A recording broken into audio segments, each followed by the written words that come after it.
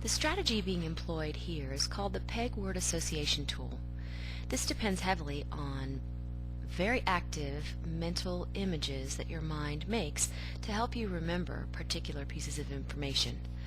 The first step in the process is to memorize the peg words: 1 gun, 2 shoe, 3 tree, 4 door, 5 hive, 6 sticks, 7 leaven, 8 gate, 9 vine, and 10 pen.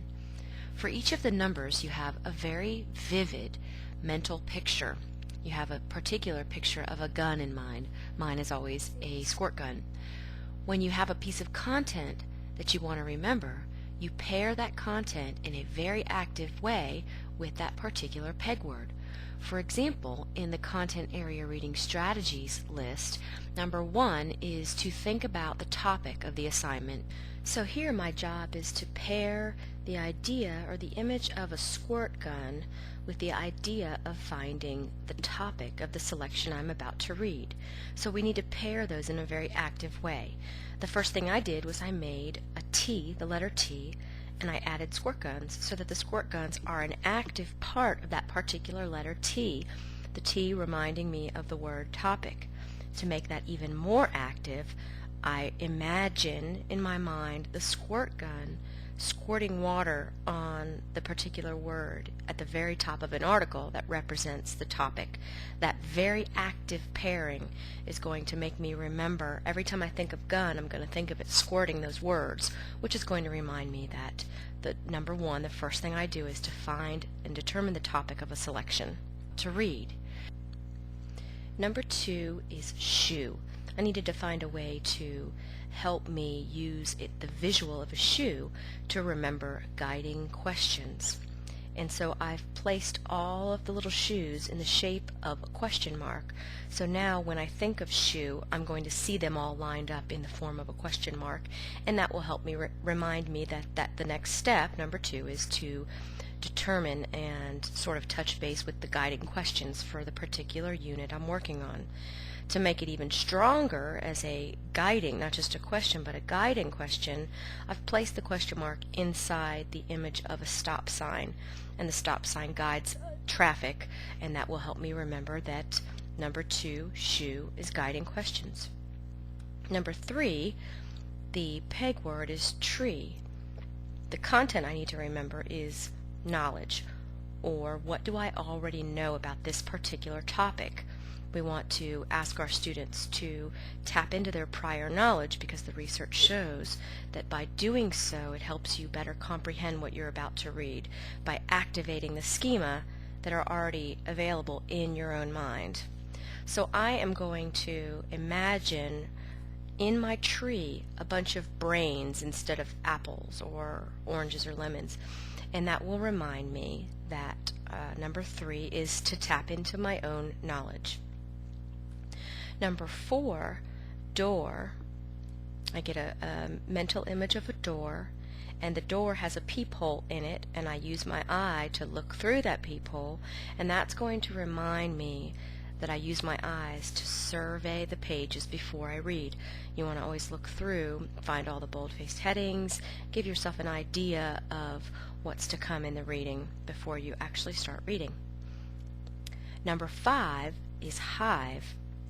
And what I've done here is create a picture of a tiny piece of the hive, and the piece of content I'm supposed to remember here is structure. And so I'm supposed to ask myself, okay, as I'm looking through, when I surveyed the pages, did I recognize any kind of structure that the author used?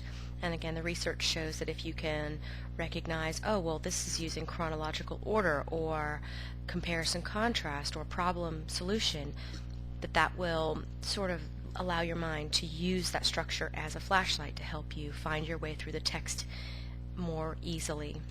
So I have inside this piece of hive, I have a rainbow which has colors, which reminds me of description, a cloud, and then raindrops, which is cause and effect, a clock, which is chronological order, a lock and key, which represents problem and solution, and then apple and orange to remind me of comparison contrast. So now every time I see this picture of a hive in my mind, I'm going to see all these little pictures which represent the different structures that a text can have. Number 6 is sticks, and so I've just taken a hockey stick here, and to help me remember that I need to create an outline of all the bold-faced headings, I've placed in my mind, I've placed the hockey sticks in place of any Roman numerals in my outline. So now when I see the outline in my mind, I see hockey sticks. So now every time I see a hockey stick, it's going to then remind me of the outline that I'm going to create. Number 7 is leaven, and I have a picture of a little chef, a baker, who has bread that has just risen and it's fresh out of the oven, and my job here is to remind myself that I need to change those bold-faced headings into questions so that I can go on and answer them. So the question mark that rises out of the bread in my mind reminds me that I need to have questions that rise out of my mind about the bold-faced headings so that I can then answer them. Number 8 is gate. And I picture a very active gate. This is a gate that opens and closes and opens and closes in my mind, just like when you're reading a book, the pages flip back and forth. So that active, turning that gate into the pages of the book. So instead of the gate opening and closing, it's the pages of the book that are turning. And that's going to remind me that that next step is to read the book or read the article or what the selection.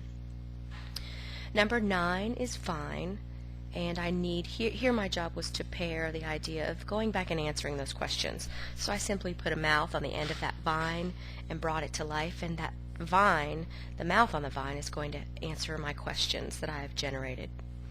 The last one, 10 pen, was a really easy one because the step number 10 is to write my summary, and you write your summary with a pen, so I just imagine that pen writing my summary for me, and that helps me remember that number 10 is summary. I imagine the peg word association tool.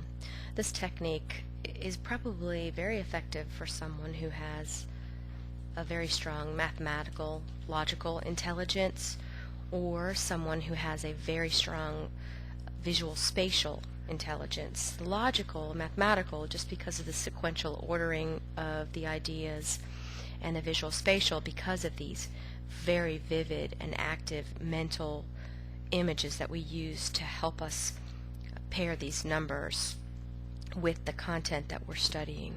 If you find that this technique does not work for you, please go back and feel free to try one of the others, maybe the one that represents musical intelligence or verbal linguistic intelligence.